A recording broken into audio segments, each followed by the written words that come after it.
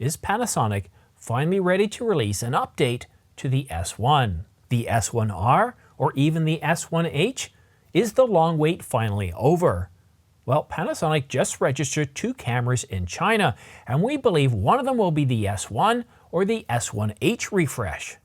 Stick around after this short break for all the details. But first, subscribe to stay up to date on the latest camera gear news and rumors. And for all those news stories not quite big enough to get their own separate video, follow me on X, formerly known as Twitter, where you'll also get updates on pricing information. It's been over 4.5 years since Panasonic announced the S1 and the S1R back in January of 2019. And then a few months later, they followed that up with the S1H, a video-centric version of the S1. And then in January, Panasonic released an update to the S5 II with a brand new phase detect autofocus system. Today, according to 4/3 Rumors, Panasonic registered 2 cameras in China. Notice P2303A? It has dual 5.1 and 2.4 GHz support. Now take a look down at the bottom, P2301 Alpha.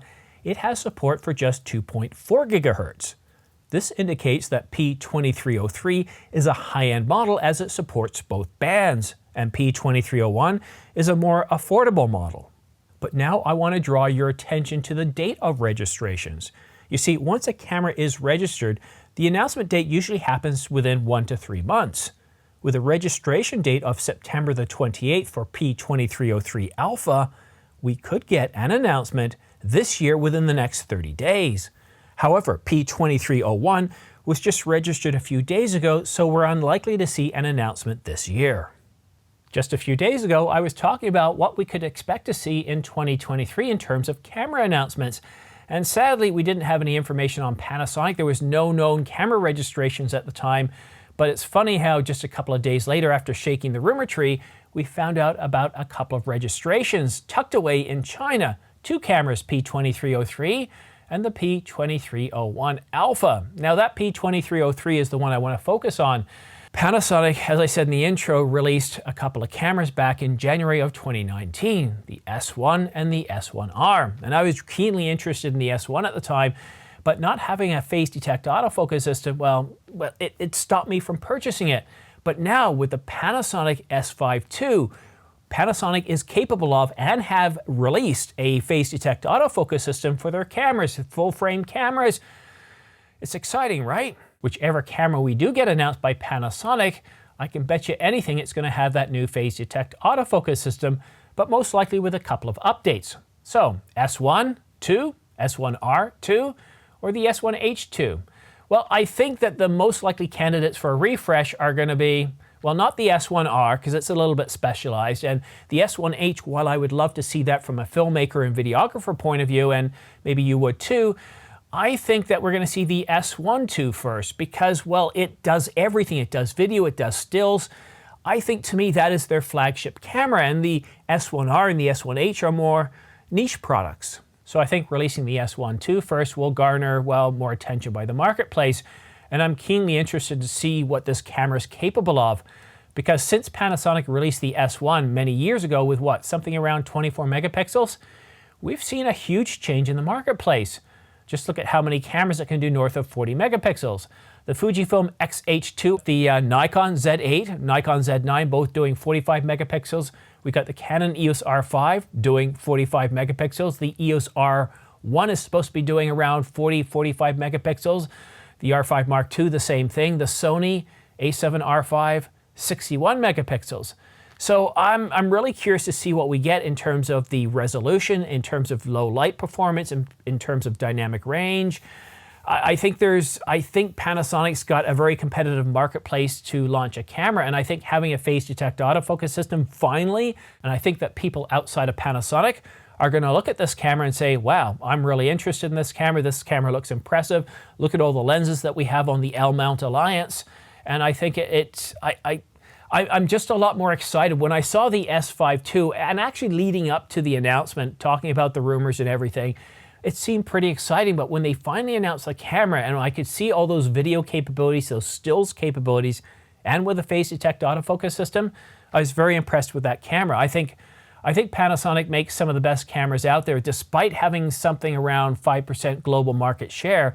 I think what's been holding them back is not the capabilities of their camera, but the lack of a phase detect autofocus system. Because whether you're a photographer or videographer, when you're looking at Canon and Sony, really kind of the two leaders in the marketplace, and they have the best autofocus systems out there, why would you go to a camera company that has very good otherwise capabilities and good lens selection if they don't have a good phase detect autofocus system? It starts to, that question comes up, well, why are they doing this and what other corners could they be cutting?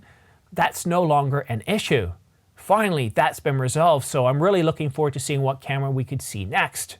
So again, going back to the registration date for P2303, which we do believe to be the S1 II, that camera is most likely going to be announced sometime within the next 30 days. Now, once we hit November, generally, well, in the first week or two in November, we can still get announcements. And sometimes camera companies will announce things all the way up until the end of November. But once we kind of hit that, well, second to last week of November, going into December, all major announcements really stop. We do start to get cameras shipping, but you see, we're running into that Thanksgiving in the United States. And once we hit Thanksgiving, it's one of the biggest holidays of the year. A lot of people take the entire week off. And once we finish with Thanksgiving, it's like right on Thanksgiving, what is it, Thursday or Friday, the day of Thanksgiving. Then from that point onwards, it's all about Christmas advertisements, and we start entering that retail Christmas season. So I don't really expect anything between the second week of November all the way up until maybe the first week of January for any sort of announcement.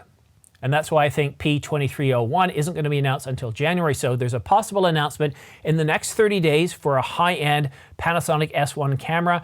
And in terms of specifications, we don't have any leaked specifications. We don't have anything on price. Although if you're living in the United States, I wouldn't expect a huge price increase over previous models. The main reason for that is not because, and I understand inflation, but we've seen a huge decrease of the Japanese yen against the US dollar, and that's really going to help eat up a lot of that would-be price increases. However, if you're living outside of the United States, in Canada, New Zealand, Australia, in Europe, or England, whatever England is these days, you're not part of Europe, and I know I'm British too, I'm always confused by this. My next passport, when I update it, it's not going to have that European Union stuff on it. But anyhow, enough of that. Definitely in all those other regions, you're going to see a price increase. I think Canada will receive the least price increase because its dollar, at least up until recently, hasn't suffered as much of a loss against the US dollar versus the pound, the euro, the Australian dollar, and the New Zealand dollar. And if you want to stay up to date on all things Panasonic, all the latest specifications on these two cameras as they come out, don't forget to subscribe and choose all notifications.